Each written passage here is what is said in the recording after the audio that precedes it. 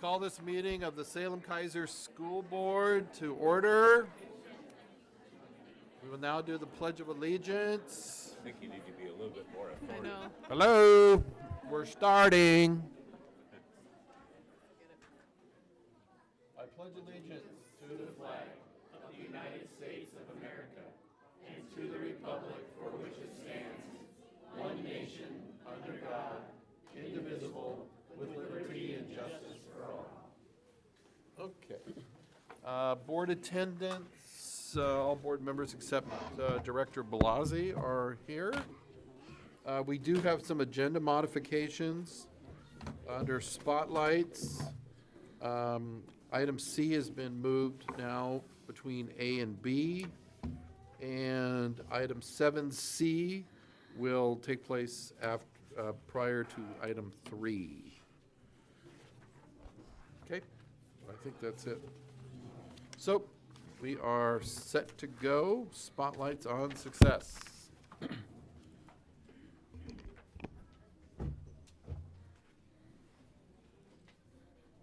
Good evening. Our first spotlight will be presented by Karina Lee, the Executive Director of Salem Keizer Education Foundation. And just a comment, if you have not seen SCEF's new building, you'll want to make a stop by. I believe they have an open house on January 11th, 4 to 6. You got it. Thank you so much. welcome. Yes, we'll be there 4 to 6 or before and after. And the official ribbon cutting by both the Salem and the Keizer Chambers of Commerce will be at 4:30, and a dedication of the Mike McLaren Center. So thank you. I would now very much like to welcome Linnea Lyman and Judy Urian, and their principal, Lizzie Aguilar, up to the front. Lizzie from Liberty Elementary School. If you would join Chair Kylo.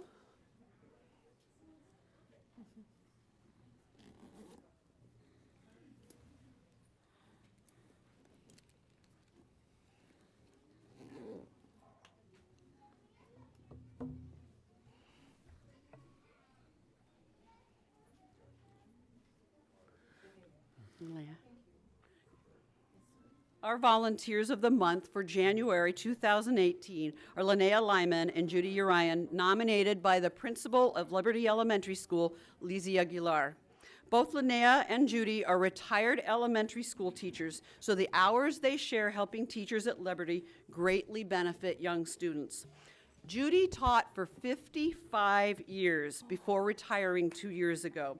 For much of her career, she worked in Salem Keizer schools, teaching in both middle and elementary. Judy volunteers 5 days a week at Liberty Elementary. In the morning, she helps in Mrs. Hubbard's kindergarten class. Then in the afternoon, she helps in Miss Lindsay's 3rd grade class. Judy began volunteering at Liberty last September. She says teaching helps keep her young. I'm doing what I love to do, which is teaching reading. Teaching keeps me young. I love helping children. It's a natural gift. I want to share that gift, she said. Linnea worked for 35 years as an elementary school teacher in California, mostly teaching 2nd graders. She has been volunteering at Liberty for 10 years. All 3 of her grandchildren have attended Liberty Elementary. She has volunteered to help out in all the classes her grandchildren were in. Her youngest grandchild is now a student in Mrs. Brockway's 4th grade class. As a retired teacher, Linnea knows how helpful volunteers are in the classroom. I really like that when I'm in the classroom, the teacher has a little time to work individually with students, she said. When asked what they would like to say to anyone considering volunteering at school, both of these wonderful ladies said volunteers are critical for schools to be successful. Thank you both, Judy and Linnea, for helping to make not just Liberty Elementary School, but all of our schools successful. And congratulations on being named our Volunteers of the Month.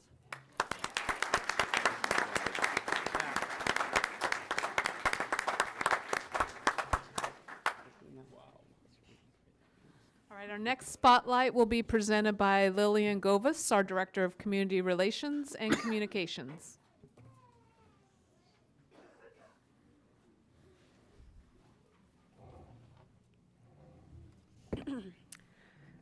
It's a real honor to invite our Hallman Elementary Principal, Jessica Brendan, our School Outreach Coordinator, Leslie Caudillo, and representatives from New Harvest Church up front now.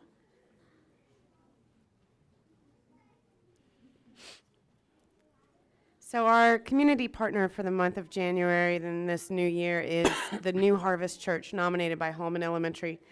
New Harvest Church has been a supporter of the school for many years, and they are always finding new ways to help teachers and students, says their school outreach coordinator, Leslie Caudillo. The support New Harvest gives Hallman Elementary is nothing less than impressive, and here are just a few examples. New Harvest runs an after-school program for 20 students every Tuesday and Thursday. Those kids get help with homework, play games, and get a snack. And as part of the program, New Harvest helps with an annual science night for those Hallman families. New Harvest also assists with the Smart Reading program, and every Friday afternoon, 10 volunteers spend 90 minutes helping students work on their reading skills. Since Hallman has a dress code, New Harvest donated clothing that meets the students' dress code. In addition, the church donated brand new soccer jerseys for 20 students on the school's team. New Harvest also created an event for Hallman staff called Deck the Halls of Hallman. They gave teachers school supplies, prizes, gift cards, and items on wish lists, which we can't say thank you enough for. So congratulations, New Harvest Church, for being named our Community Partner of the Month, and thank you so much for all that you do at Hallman Elementary.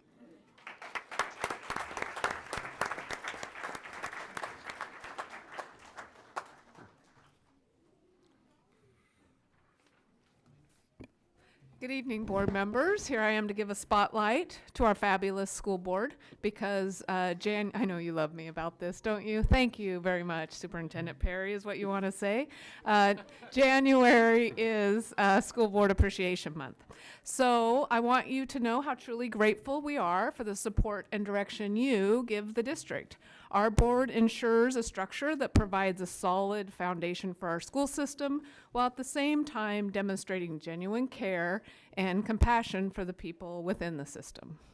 Our district is strong because our board is strong. We know you are composed of one solid body of individuals who act carefully and thoughtfully about the decisions you make. So I wanted to say a couple things about each one of you, because you have some great individual strengths that give us a really solid perspective across the continuum. So, Director Lippold, you are energetic, inquisitive, and eager to learn all you can about K-12 education. You have a desire to serve kids and promote equitable success for all students. We appreciate how you wholeheartedly invest in each issue and look for what's best for students. Director Hyan, you are caring, curious, and determined. You are able to see and articulate ideas from multiple perspectives. You have a great understanding of alternative schools and the needs of our students. We appreciate your desire to do the right thing for kids.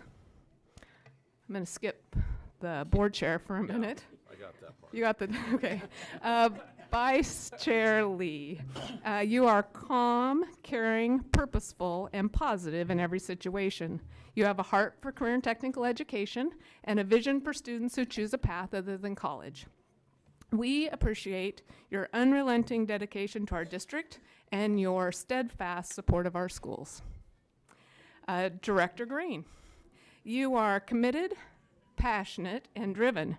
You have a keen legal sense and thoughtfulness regarding our policy work. You have a clear passion for public engagement, and we appreciate your experience and your strong advocacy for equity throughout the district's programs. Director Goss, you are inquisitive, analytical, and committed. You have a passion for representing your constituents and a great understanding of our community. We appreciate how you think about and advocate for the unique needs of our students. Chair Kylo, is my time up? Did you want to hold up the sign? Yeah, done. Done. Yeah.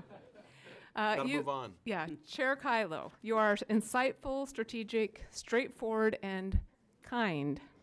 even with your done sign. You have a passion for moving schools forward, and you're a strong advocate for our staff and our students.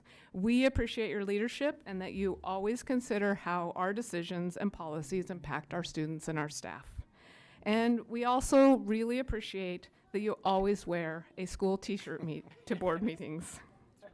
To all of you, thank you for what you do. You really provide great leadership to the district. Your support of me, your support of our teachers, and our support of our students is greatly appreciated. So thank you.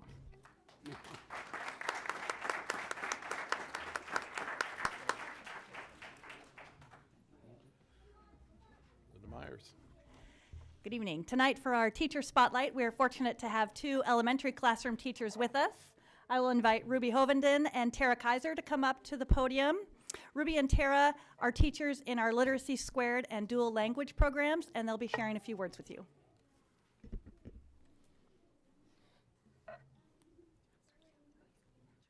Hello, I'm Tara Keizer, and I work at Harrod Elementary in the 2nd grade.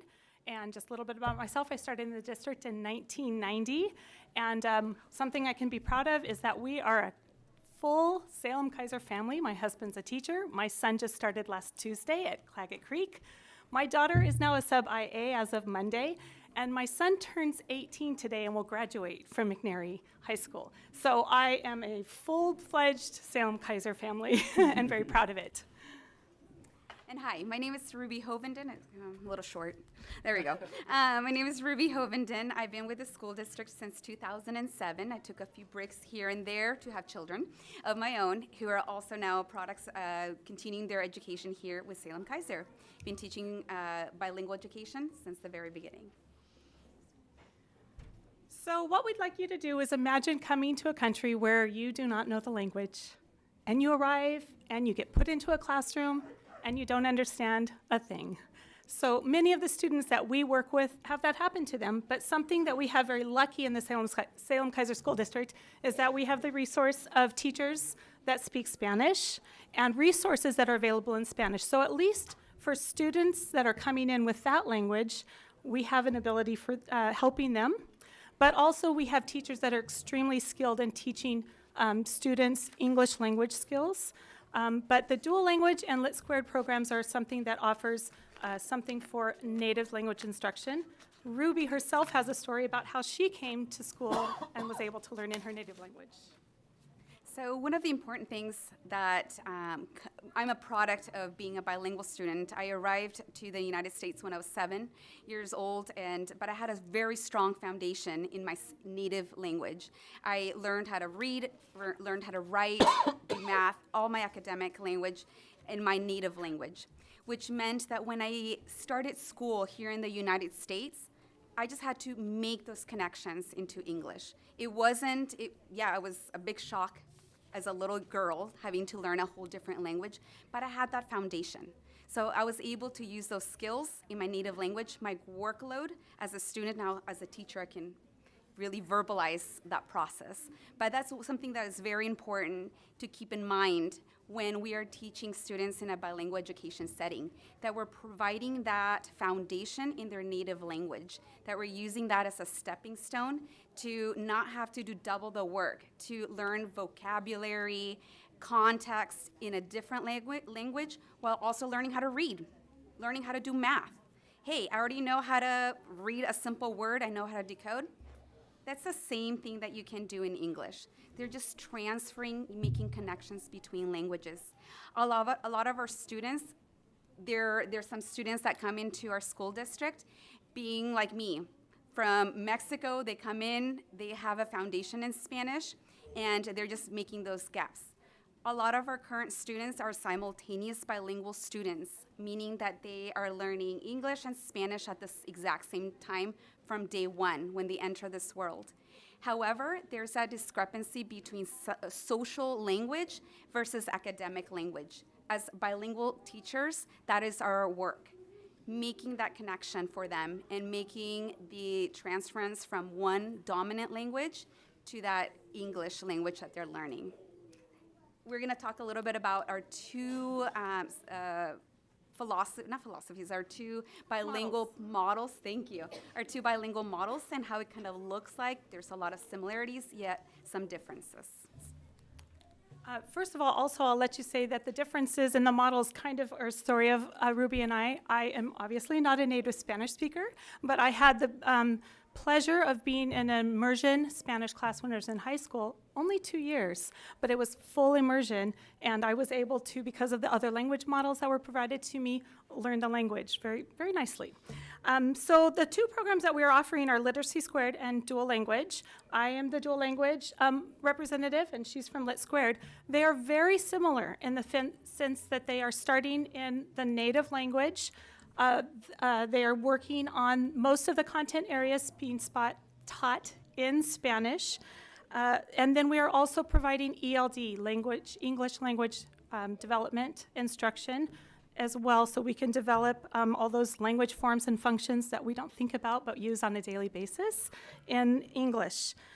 Like Ruby mentioned, those skills that they are learning in both of those languages are beautifully transferring to the second language, and it is an incredible thing. In fact, one of the things that I notice so much is the hard work of negotiating this language and working through it, and how it really expands their brain.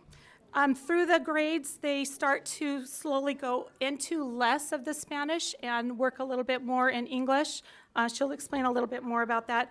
What you see in the dual language classroom that's a little different than the Lit Squared classroom is that they have both native English speakers and native Spanish speakers working together and helping each other give models. It's also beautiful social picture. It's amazing. And I could probably cry here. So I'm going to pass it on to Ruby, and she'll let you tell you a little bit about Lit Squared.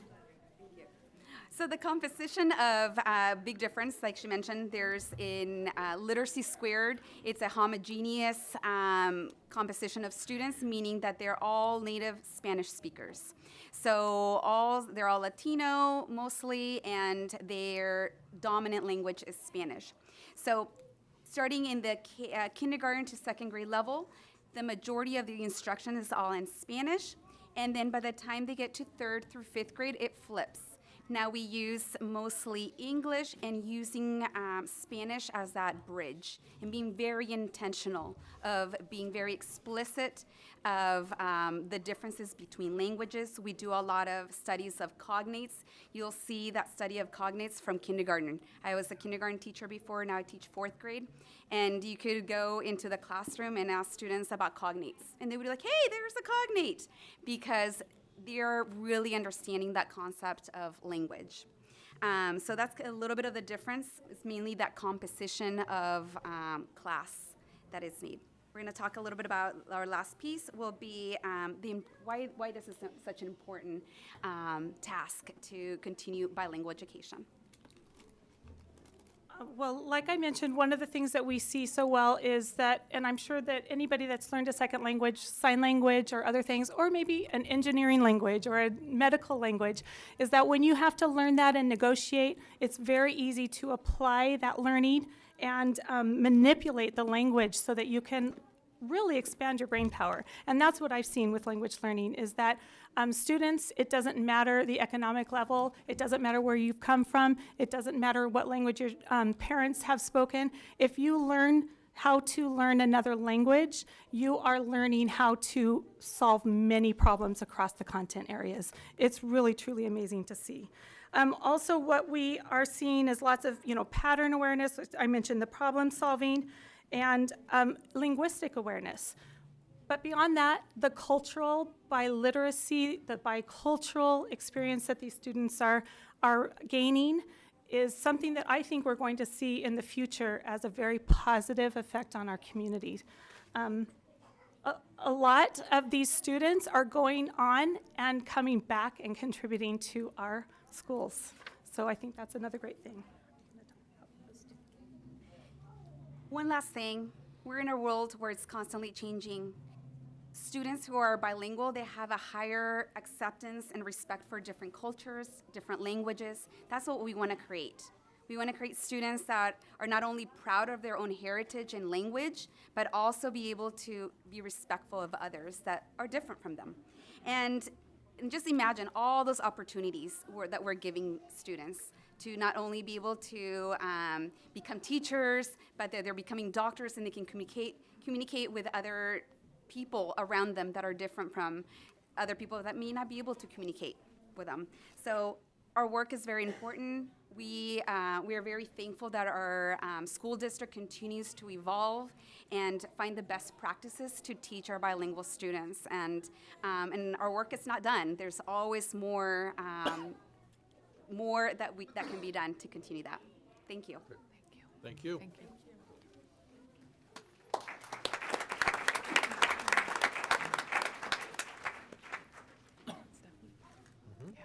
All right, we're going to call up Stephanie Wetzel, and she's going to give our Head Start report, which is 7C, and you have a written report in your board packet tonight. And if you would bring up your parent as well that you're going to have testify, that would be great. Good evening, Superintendent Perry, member of the board. We've submitted a Head Start report for information only tonight, and as we have a parent policy council group, and as part of our performance standards, our connection between policy council and our school board, they're invited here tonight to join us. So wanted to thank and recognize our Head Start parents and families and small children who are here to be a part of our program. Just a couple of highlights from the report I submitted. Looks a little bit at data, so looking at our student assessment data. One of the things you'll notice this year is just some partnering that we're continuing to work with. One of our new partnerships we're excited about is partnering with our Office of Behavioral Learning. And that's been exciting as far as staff training, building consistency between our pre-K and our K-5 and helping support that. And also we're partnering with outside agencies and some work with technology as well. So we're excited about the partnerships that are happening. You'll see as kind of in past reports, we continue to have high demand. So the waiting list continues to go up as the year goes on. And we just have great kids and families. So I was just here if we had any questions, and I was also have Angelica here who is going to be saying something as well. And I do want to say I just did a scan across all of our preschool programs, Head Start, Title, and Preschool Promise, and we have 283 kids on our waiting list right now for preschools. It's a big number. 7C. So I wanted to introduce Angelica Wessels, who's one of our Salem Keizer Head Start parents, who just had a couple things she'd like to share. Good. Hi. Hi. There we go. Hello. Hello. Can you hear me? Hi, my name's Angelica Wessels, and I've been a Head Start member for Liberty since I believe August or September, the beginning of the last year. And my daughter has allergies of everything, and they've been wonderful. She's 4 years old. She cannot eat soy, dairy, meat. It's just terrible, and they've been absolutely wonderful. I cannot say anything. But, yeah, they have, I got my notes.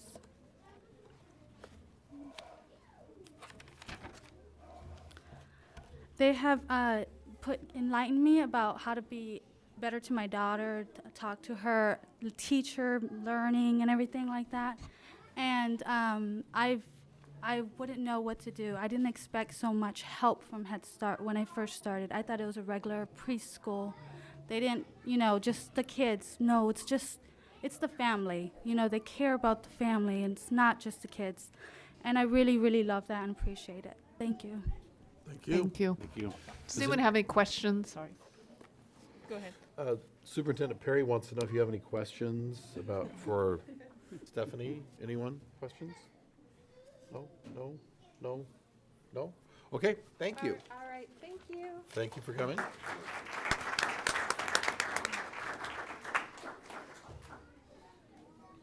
Okay, now's the time for public comment. The magic list comes over. Oh, my. Okay. The first person signed up is Christine Walton. And would you please tell us who you are, where you live, and you have 3 minutes. Okay. At 2 minutes, you'll get the yellow light. At 3 minutes, you get the red light. You go a lot longer, you get the done sign. Okay. Okay. Okay. I'm Christine Walton. I live at 3681 Augusta National Drive. And Superintendent Perry, Chairman Kylo, and school board members, as a representative of the Salem Association of School Administrators, I'm here to officially verbalize SASA's full support for the upcoming general bond. At our leadership meeting Friday morning, former board member and current bond PAC co-chairman Nancy McMorris Addix challenged our group to each donate $100 for the campaign. Clinton Gertenrich, SASA president, made a public monetary commitment, and Nancy, here's my commitment. And I hope many more will follow suit. Our children deserve the best that we can offer. I'm grateful to be employed by a school district with a superintendent, cabinet, and board members who are willing to assess the needs and put forth a plan that has had input from all school leaders and the community, a plan that fully supports a quality education in our schools. Thank you. Thank you. Okay. Mike Evans.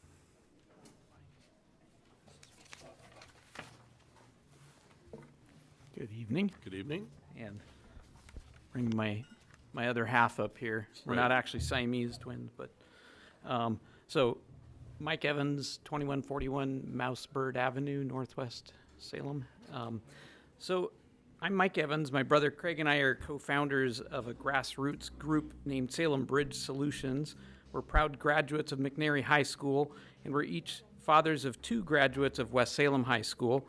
And yes, we're twins, so I want to start by thanking you for taking the feedback at the listening and learning sessions and adding the much-needed elements for West Salem High School. We're here this evening to ask for your official support for the construction of the Salem River Crossing Bridge.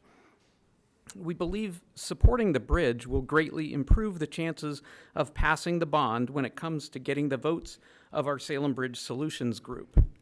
With 3,000 members on Facebook and over 2,500 signatures on our petition, we have a very involved and passionate group that's turned out over 350 people twice in the last few months to support the bridge at community meetings.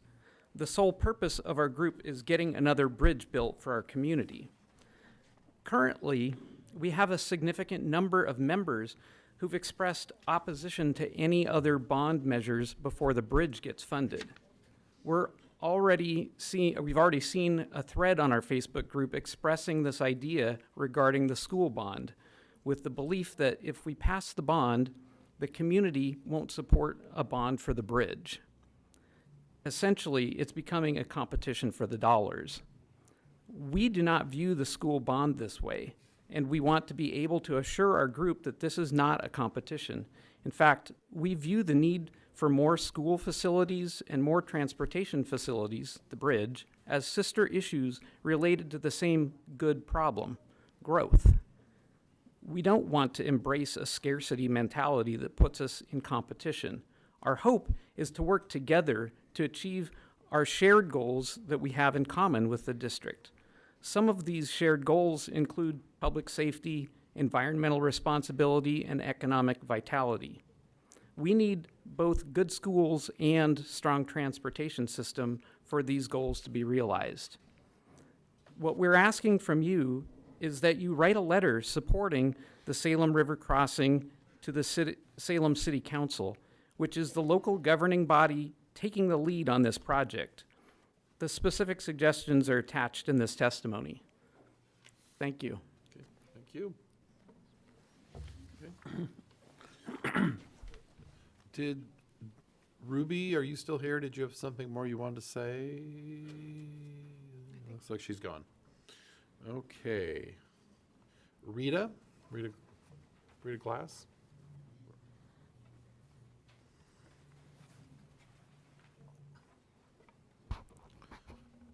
Good evening, Superintendent Perry, Chair Kylo, Vice Chair Lee, and distinguished members of the board. I am Rita Glass. I reside at 4384 Falcon View Way, Northeast.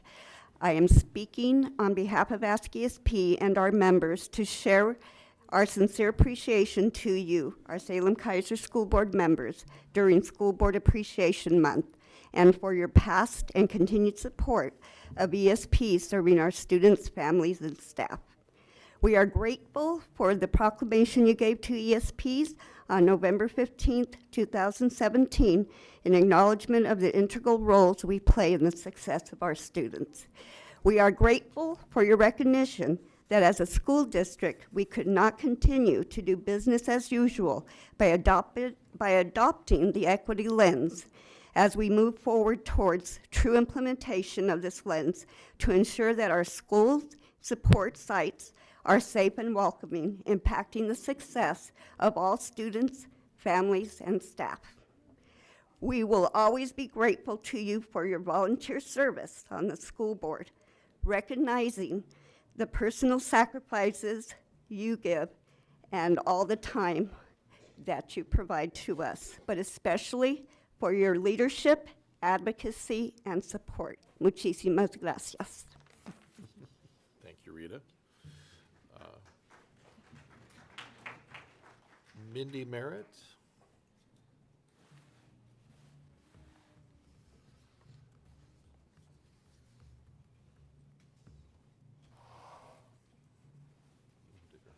Good evening. My name is Mindy Merritt, and I reside at 2381 Teal Drive, Salem, Oregon.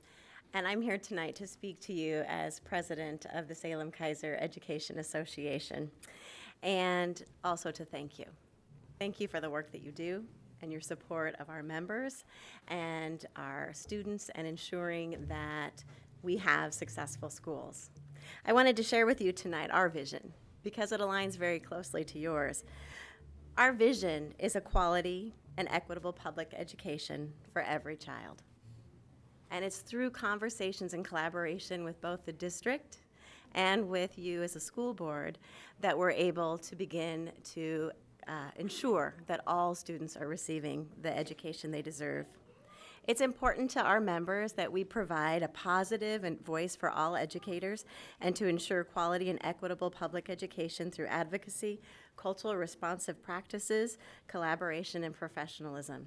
And tonight, we wanted to also compliment you. And so, we just had a few things to say. Thank you for your commitment to improving our schools. Thank you for your investment in our students. Thank you for your involvement in our community.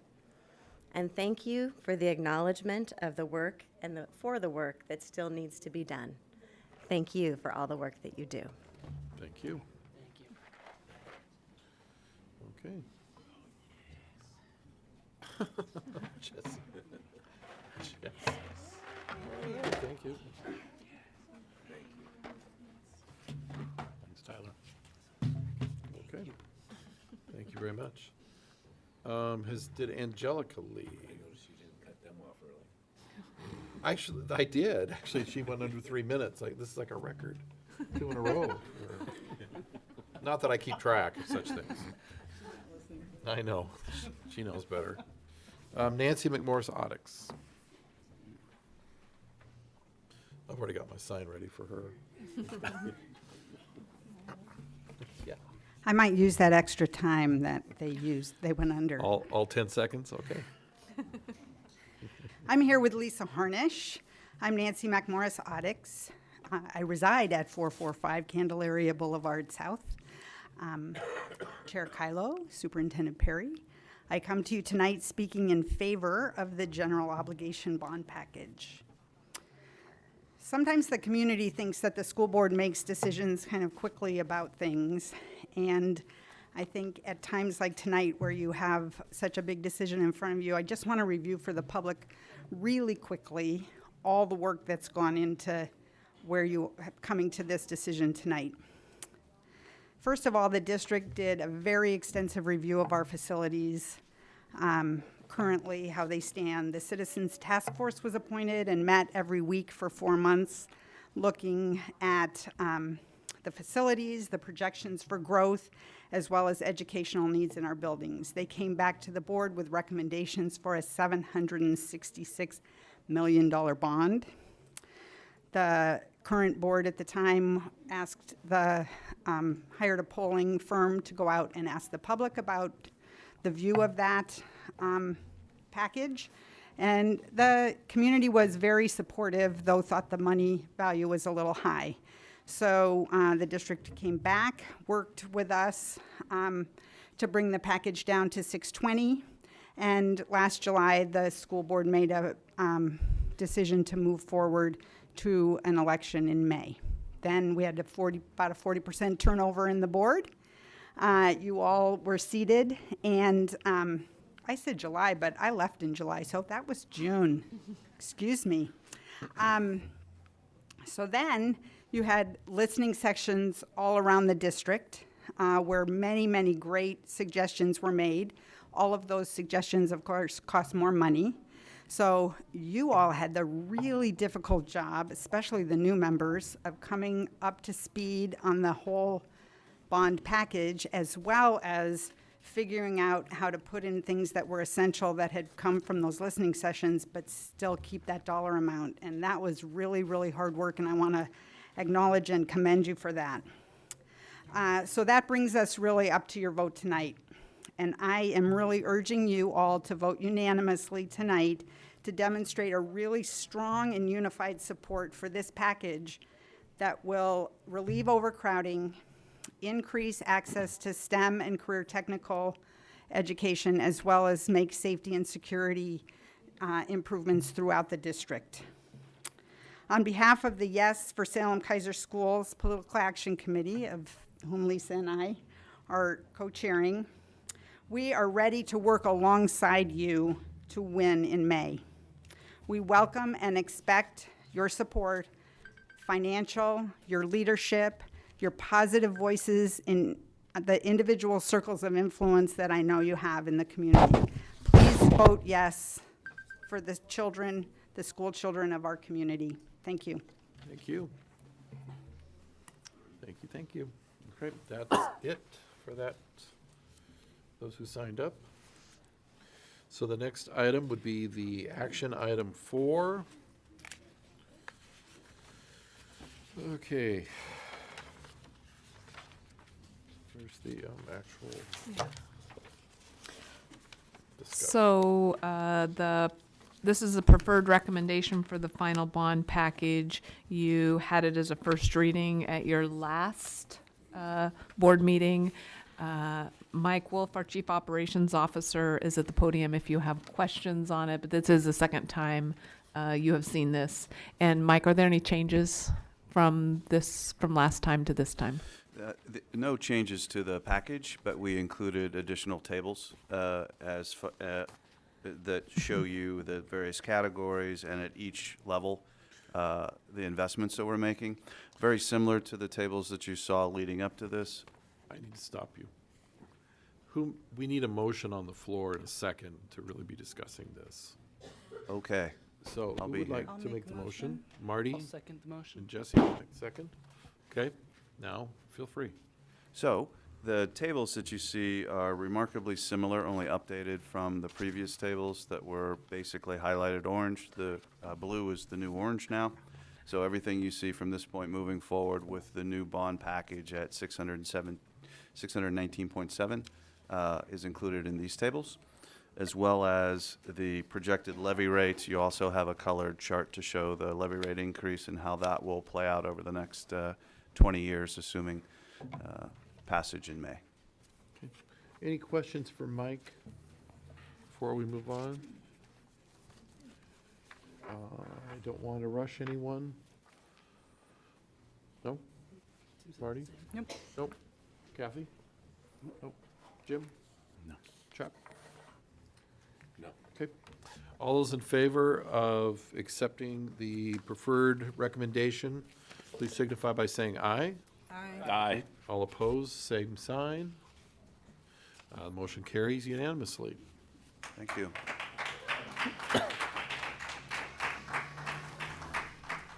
Okay.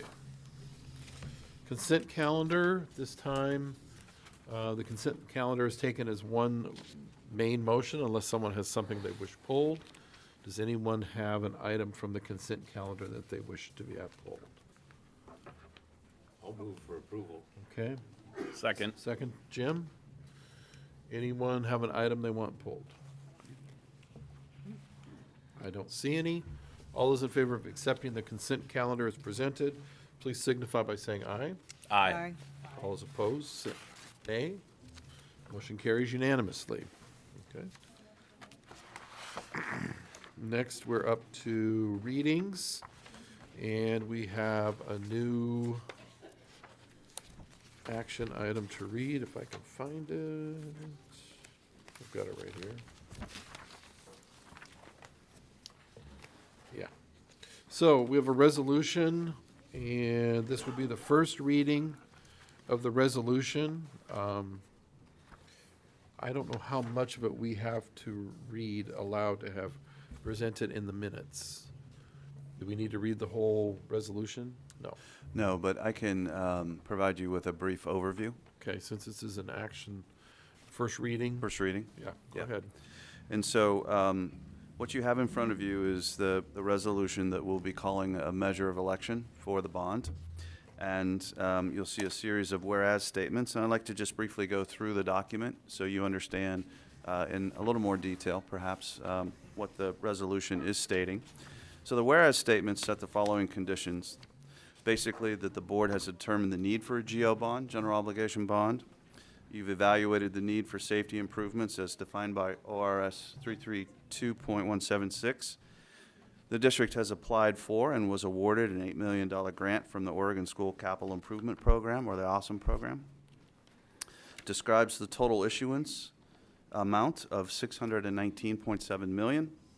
Declares your intent to reimburse appropriate general fund costs associated with the project or the package from bond proceeds, and authorizes the district to pay all finance and issuance costs from the bond proceeds as well, leading to the resolution statements, basically calling the measure election not to exceed $619.7 million on May 15th, 2018.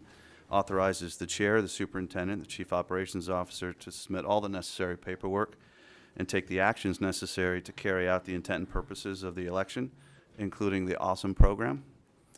Declares the intent to reimburse itself with bond proceeds for any expenditures incurred prior to the issuance of the bonds, and appoints the law firm of Hawkins, Delafield, and Wood as bond counsel, and Piper Jaffray and Company to serve as underwriter or placement agent for the issuance of the bonds. Also includes Exhibit A, which contains specific language that will be used in the ballot title, which will be included in the voter's pamphlet. Okay. Any questions for Mike about this? Jesse? Could you quickly explain Exhibit A again? Yes. So Exhibit A is essentially, there are a couple forms that need to be submitted for the election. And the content in Exhibit A is very prescriptive. You can see the word limit. We kept them, the word limits there so you can see that each section, the explanatory section, the summary, the question itself have to be worded and crafted in a very specific way. And so the narrative is very specific. If you see in the summary, the 175 word limit, that really causes those words describe a $620 million investment in 175 words or less. Okay. Any other questions, Jesse? Oh, no, that's all. You're good? Okay, anyone else have any questions for Mike? This time? No? Chuck? No. No? Kathy? No. Okay. Marty? All right, thank you, Mike. Thank you. First reading is complete, and we'll take this up at our February meeting. All right, I believe next is Superintendent Perry's report. All right, this is Executive Limitation 7, Budget and Financial Planning, and this is one of the monitoring reports, the 7th of 12. The information you see in this report is around budgeting and financial planning, and there are no evidences of non-compliance, but I want to turn your attention to the last page, and we have just completed our 16-17 audit, and we have one suggestion by the auditor, and we're still working through a couple other audit suggestions. So at a point in the future, we will report back to you regarding anything that the auditor would like us to be sure we're paying attention to, which I think is really important to share with you through these executive limitations. So some of them would have been reported here, but I will report them in the future when we have some final information from our auditors. Okay, any questions about executive limitation 7? For the superintendent, Jesse? No. Marty? Nope. Kathy? Nope. Jim? Chuck? Nope. I have one. Okay. And my question would be, do you have any other items from the past that you need to update us on? Since you opened that door. None that I'm immediately coming to mind. Okay. No. That's fine. All right, thank you. All those in favor, well, we don't vote on these. If you accept the report, thumbs up. If you can live with the report, thumbs sideways. And if you can't stand the report, thumbs down. So at this time, see your thumbs. Thumbs up. Okay. Thank you. Next would be the strategic plan report, English language development targeted by literacy in Spanish. Mr. Carlisle presenting? Yes. Okay. Oh, good. Mr. Carlisle. Good evening, Chair Kylo, Superintendent Perry, and members of the board. Tonight's strategic plan update is on the second half of item number 1, implement focused K-5 literacy instruction, emphasizing foundational reading skills, English language development, and targeted biliteracy in Spanish. It's these two subjects, these last two subjects that I'd like to address for you tonight. This year, we are implementing a new K-5 curriculum for English language development that was developed by a team of teachers from our own district. These teachers are committed to ensuring that the 30 minutes of guaranteed ELD instruction that we provide for our English learners is of high quality and is, of course, aligned to our literacy curriculum. This curriculum that they developed ensures that our students will receive critical instruction in the reading, writing, speaking, and listening in English.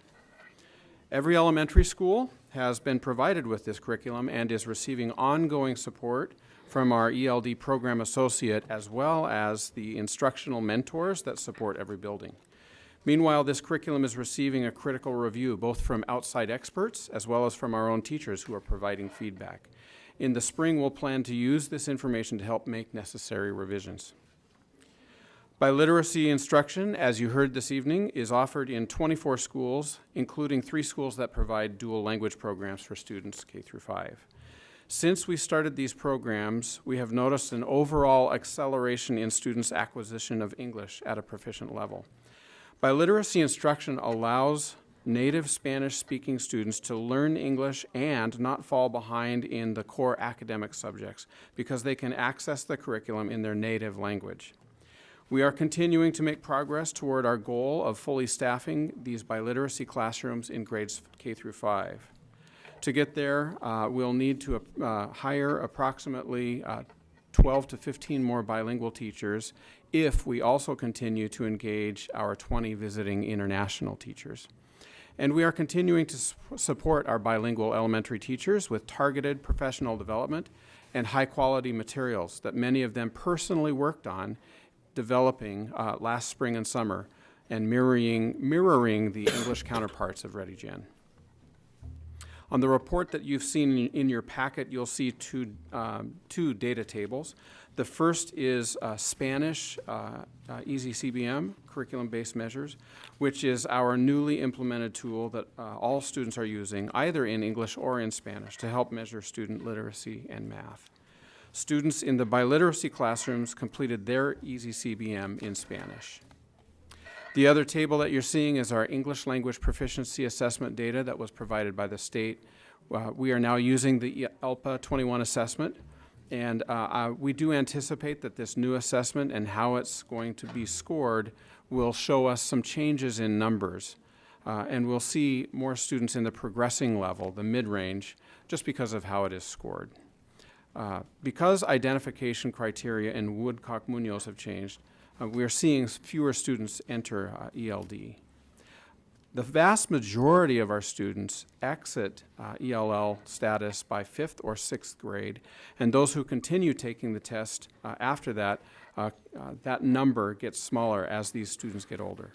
So we are taking students out of the system who successfully demonstrate growth and achievement and continue to serve the students whose needs continue to be significant.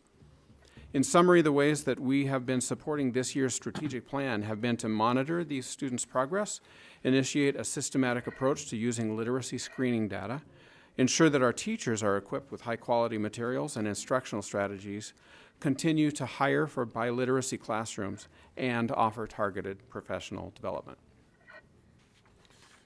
Okay. Anyone have any questions for Kelly? Jim? So I'll continue to beat the same old drum that I've beat now for 2 years on this, and I'm glad our teachers stepped forward and created the curriculum. But our Ready Gen purchase from Pearson should have been ready for our students who spoke Spanish. And I consider it a discriminatory practice by them to not have that for us. And I'd like to get an update on where we're at with our negotiation with Pearson on our programs. Thank you. Yes, we have continued to have dialogue with Pearson since the last strategic plan update when you asked this question. Since that time, we've had 3 additional conversations with Pearson. We have their attention. I think they have a deeper understanding of what our instructional model is, and they are working hard to find a way to help offset some of the expenses that we've incurred to make the materials better. Jim? Follow-up question. Kelly, can you remind me, how much should we spend on the Ready Gen curriculum overall? The number that's in my head is around $4 million. And how much have we expended, would you guesstimate? Because time of our teachers, resources necessary, a variety of things you probably can't put a dollar amount on, but how much did we have to expend of our own resources to get that curriculum ready for our students who speak Spanish? It was a large investment of approximately $900,000. Okay, thank you. Keep pounding on them. Thank you. Wait. Whoa, whoa, whoa, whoa, whoa, whoa. Nice try. Any other questions from anyone? Kathy? No. Chuck? No. Jesse? No. Marty? So, Kelly, this professional development, how was it designed? Who designed it? How was it assessed and evaluated? The professional development comes to our teachers from various avenues, but it's coordinated through our English Language Development Program Associate and the folks who develop professional development with them. And how was it evaluated? I mean, we had our staff go through it, spend their time, we paid them to go through it, I assume. That would be correct. Okay. And was an evaluation of was that it valuable professional- or? Well, I think you asked first, how is it evaluated? Yeah. And the answer to that would be that our teachers provide critical feedback on how their experience was in the professional development, and then we review that feedback together in Any our idea, ongoing plan. how many teachers was that you asked? Was it a committee? Was it a subcommittee? Was it 2 or 3? Was it everybody who took the training? Typically, we ask all of our teachers who participate to fill out form at the end of the session. Just want to check. Thank you. Anyone else? Any questions? Nope. Okay. Thanks, Kelly. Thank you. All right. That brings us to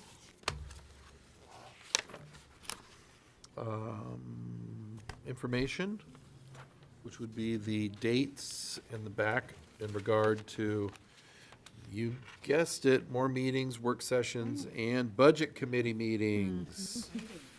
Yes, we all want to bring popcorn and comfy seats on April 24th. Mr. Chair? Yes, Jim. So at the February 13th regular business meeting is where we will vote to put the resolution forward. Correct. For the bond measure. Correct. Okay.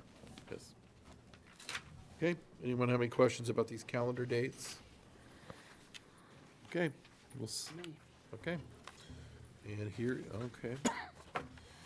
Next item would be public comment on non-agenda items, and we have, appears to be one, April to 4. Hopefully I pronounced that correctly. Did I get close? Okay, was right. Okay, good. Thank you. April, same thing. You'll have 3 minutes. No, you're fine. We're Good evening. I'm April DeFore at 4805 7th Avenue Southeast, Salem, Oregon. Tonight, I want to address a very deep and frightening thing which is happening in our schools to our children. Isn't it our responsibility to provide children with a safe school and place to go without the fear of being harmed or property being damaged? Picture this, a cute little red-headed kid with freckles walking home after school. As he's walking through the park, a group of kids approach him and grab his backpack, then throw it into a nearby stream, asking him, "What are you going to do about it?" Knowing he doesn't stand a chance against these kids, he abandons his backpack, continues to head home. Then one of the boys takes his scooter right out of his hands and starts throwing it around. The children's home life isn't the best. He's afraid to tell his parents, and he's attempted to tell his teachers, but because of growing class sizes, he isn't being heard. Now he feels he has nowhere to run, and the bullying continues until he has reached the limit and does something horrifying. Why is bullying treated differently throughout schools? Both of my children have been bullied at 2 different schools, and the resolutions have been handled very differently. The situation above isn't 100% fictional, but occurring in our schools each and every day. Why would a situation like this be swiftly dealt with and yet another situation, possible worse? Met with a parent feeling so desperate she reached out to the community for support. In doing so, a group of motorcyclists arrived at our school in show of support to escort the girl home. The Department of Education has created guidelines and allows each school district to make their own policy on how they handle bullies. Salem Keizer has a policy and a zero tolerance for bullying, but what I feel they are lacking is the resources effectively to carry out the policy. What if we give kids a safe, secure, and private way to report these activities? Why wouldn't we? What if we had an additional resource to our school staff, which are already growing thin, to help deal with these situations? We can, and the school board has that ability. There is a resource available and created specifically to assist with the situation. Why would the school board not ask each school to participate in Safe Oregon program? This program has virtually little or no impact on the schools. It is trained responders who answer the calls at a first line of defense. It affords students the ability to report a tip that means the students is comfortable with: webpage, application, text, or call. The program not only addresses potential bullying, but has a wide range of coverage above and beyond. Why wouldn't we create another way students, our children, can make a report? Okay. Thank you. Thank you. Thank you for bringing this to our attention. Okay. Any board members wish to report anything that they've been up to or doing or involved with recently? No? Yeah, sure. I'll do it. Okay, Jesse? I missed the last board meeting due to the good old flu that's going around. So I've been pretty busy. So first off, aced my finals. Awesome. I know, that was a plus. I believe in November, I visited Judson. It was Judson? That we went to, Kristen? November? Hauk. I went to Hauk. I've been to a lot of places. So I went and visited a few schools back in November. That was really awesome. As well as I went to the School Board Association's annual convention. That was really cool just because I got to learn a lot about other boards and other things that I can do to become a more effective board member. So that was really cool. And then also was appointed to the Legislative Policy Committee. So that'll be a great chance for me to learn more about policy, as well as being able to advise other school boards as well on how legislature affects our boards. Okay, thank you. Marty? Nope. Kathy? I talked to several of my neighbors, and there was just 100% agreement that our music students at Salem Keizer Schools did an absolutely spectacular job during the holidays. Some of these were done in the high schools, others in the Capitol building, but all in all, they were extremely well accepted. And we have a program we should be very proud of. Great, okay, thank you. Jim? No. No? Chuck?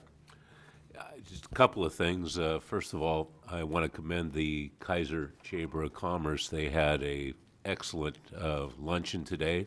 Nice job to Danielle Bethel, but I was very impressed with Eric Jefferson. He did a great job talking about CTE programs, and obviously very proud of McNary High School and all the great things that are going there. I thought he did a great job representing the district to that chamber there. And then Mike Wolf did a great job talking about our bond measure to that group too. So it was just a great luncheon today, and hats off to the Keizer Chamber for extending the invitation to do that. Secondly, Thursday of this week from 4 o'clock to 6, the Salem Keizer Education Foundation is going to be having a ribbon cutting to open the Mike McLaren Center and look at their new facilities, which are just great. So I would encourage everyone to try to attend that. So I think that's about it. Great, thank you. Superintendent Perry? All right, just a couple announcements. Martin Luther King event at McKay on Monday. The Coalition of Churches and the Salem Keizer NAACP have organized the Salem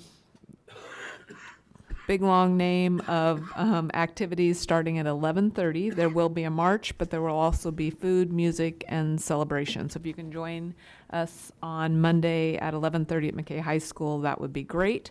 Our new website has launched, and would it surprise you that 33% of the views have been accessed by mobile phones? So good thing we made it mobile phone, tablet friendly, and that the most views were, I think, on our calendar.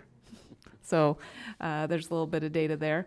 Our next meeting with our OSAA group of parents is coming up this week, but the hearing on the appeal will be held in Salem in this room on January 29th from 9 until it finishes, but it will be streamed. We can only hold 100 people in this room, but we will have CCTV there, so that's the reason for this room. 11 o'clock on Thursday, we'll be holding a celebratory gathering at CTEC because there's a $250,000 donation from the Salem new car dealers to CTEC. And we are in the process of scheduling our next round of bond town hall meetings out in our feeder systems to share the final conceptual designs with the community. And finally, we want to welcome Emily Hicks to our communications team. She's brings to us some experience from Beaverton School District. She was an intern there and is a graduate of Portland State University. This is her second day on the job. So welcome, Emily. Thank you. Nancy McMorris Audix is prowling in the hallway wanting to give each of us an envelope, I believe. So with that, I will adjourn the meeting. Thank you. Thank you all. We'll see you in 2 weeks.